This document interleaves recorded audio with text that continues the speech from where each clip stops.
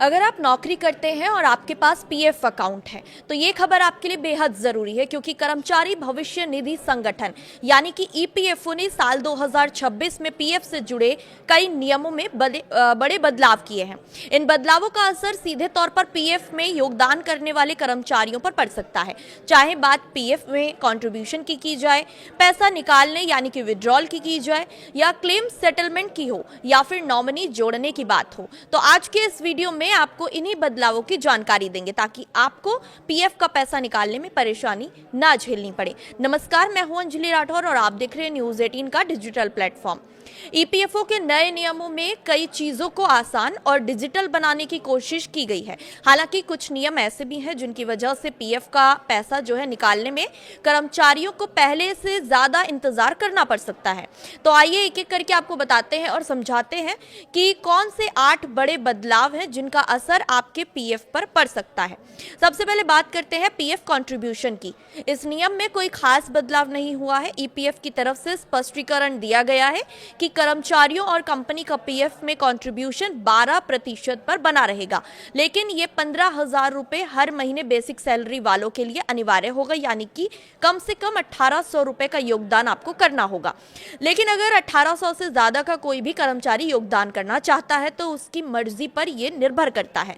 हालांकि खबर यह भी है कि इस लिमिट को सरकार बढ़ाकर 2,500 रुपए कर सकती है।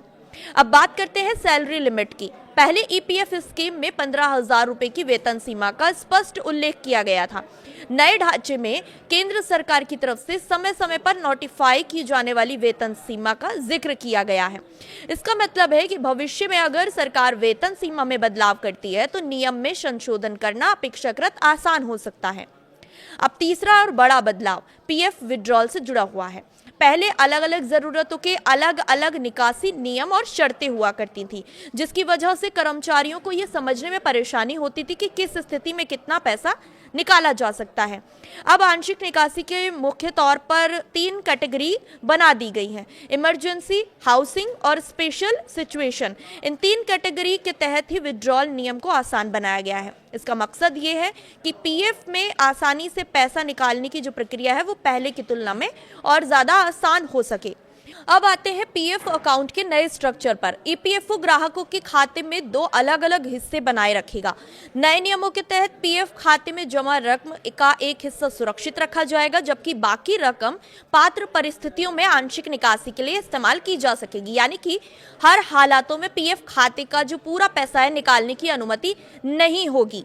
खाते में जमा राशि का 25% न्यूनतम राशि के रूप में रहेगा, जबकि योजना के तहत जो तय शर्तें हैं उसके अधीन पात्र आंशिक निकासी के लिए 75% राशि का उपयोग कर सकते हैं। इसका मकसद यह है कि कर्मचारी की रिटायरमेंट सेविंग पूरी तरह से खत्म ना हो और जरूरत के समय कुछ रकम निकालने की सुविधा भी बनी रहे।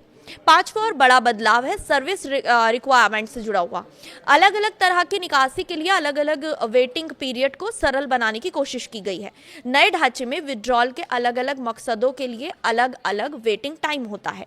संशोधित ढांचे के तहत पात्र श्रेणियों में सदस्यों को निकासी करने से पहले आमतौर पर 12 महीने की पूरी सेवा करनी होगी। हालांकि अलग अलग विड्रॉल कैटेगरीज पर लागू शर्तें अलग हो सकती हैं, इसीलिए पैसा निकालने से पहले ईपीएफ के मौजूदा नियम जरूर चेक करने चाहिए। अब बात करते हैं पीएफ क्लेम सेटलमेंट की। पीएफ क्लेम को लेकर कर्मचारियों की सबसे बड़ी शिकायतों में से एक रही है कि पैसा मिलने में कितना समय लगेगा, ये साफ नहीं होता। नए प्रावधानों में क्लेम सेटलमेंट की जो तय समय सीमा है उसको लेकर जवाबदेही बढ़ाने पर जोर दिया गया है। वैध कारण के बिना क्लेम में देरी होने पर जिम्मेदारी तय करने का प्रावधान भी दिया गया है। यानी कोशिश ये रही है कि पीएफ क्लेम का निपटारा ज्यादा तेजी और पारदर्शिता के साथ किया जा सके। 7वां और बड़ा बदलाव है नॉमिनेशन से जुड़ा हुआ, जिसको डिजिटल बनाने पर सरकार ने जोर दिया है। ईपीएफओ लगातार पेपर बेस्ड प्रोसेस को कम करके ऑनलाइन सर्विस को बढ़ावा दे रहा है और इसी कड़ी में डिजिटल यानी कि ई नॉमिनेशन को महत्व दिया गया है। इसका मकसद ये होगा कि सदस्य घर बैठे अपने पीएफ अकाउंट में नॉमिनी की जानकारी अपडेट कर सकेंगे और कागजी कार्रवाई कम हो जाएगी। हालांकि ई नॉमिनेशन को पूरा करने के लिए जरूरी है ई साइन करना, अपने आधार कार्ड वेरिफिकेशन जैसे जैसे स्टेप्स को पूरा करना इसमें ज़रूरी होगा। अब सबसे और अहम बदलाव है नौकरी छोड़ने के बाद पीएफ का पूरा पैसा निकालने के नियम से जुड़ा हुआ। पहले अगर कोई कर्मचारी नौकरी छोड़ देता था और 2 महीने तक बेरोजगार रहता था तो कुछ शर्तों के तहत पूरा पीएफ राशि निकालने की सुविधा होती थी।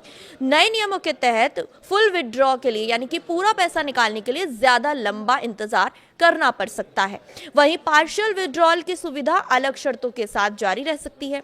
इसका सीधा मतलब यह है कि नौकरी बदलने या फिर नौकरी छूटने की स्थिति में पीएफ का जो पूरा पैसा है वो तुरंत निकालने की प्रक्रिया है वो आसान नहीं है।